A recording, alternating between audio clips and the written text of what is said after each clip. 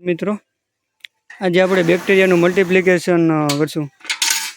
તો એમાં બેક્ટેરિયાનું મલ્ટિપ્લિકેશન કરવા માટે કોઈ પણ 1 કિલો બેક્ટેરિયા, 2 કિલો ગોળ અને 2 કિલો છાશ જો મને નાખી દીધી છે અને 1 કિલો જેવી માટી જેવો નાખવાથી બેક્ટેરિયાનું મલ્ટિપ્લિકેશન થાય છે। આપણે 500 લીટર બેરલમાં બનાવશું, તે માટે 2 કિલો જેવા બેક્ટેરિયા છે, પછી 5 કિલો ગોળ છે અને 5 લીટર છાશ છે અને 5 કિલો માટી છે,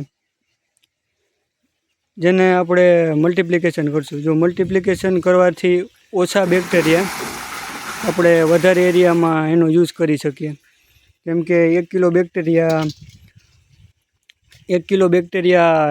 1 વીઘામાં નખાતા હોય, એને બદલે આપણે એ જ બેક્ટેરિયા 5 થી 10 વીઘામાં કે એનાથી વધારે પણ એરિયામાં નાખી શકીએ, જેથી બેક્ટેરિયાનો કોર્સ આપણે ઓછો થઈ શકે। અને આ બેક્ટેરિયાની સાયકલ 10 થી 15 દિવસ સુધી આપણે એને સ્ટોર કરી શકીએ, એનાથી વધારે ન કરી શકીએ।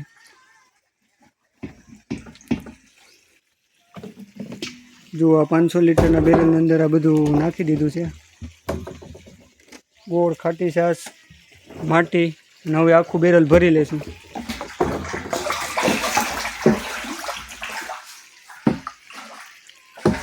શ્રી કૃષ્ણ ઓર્ગેનિક ફાર્મ, હિડોલ, તાલુકો પડધરી, જિલ્લો રાજકોટ।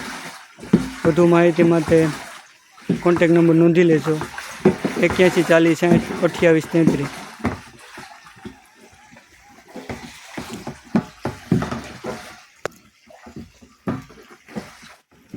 પછી આ આખું બેરલ ભરી લેવાનું અને આ બેક્ટેરિયા 48 કલાકની અંદર તૈયાર થઈ જાય છે।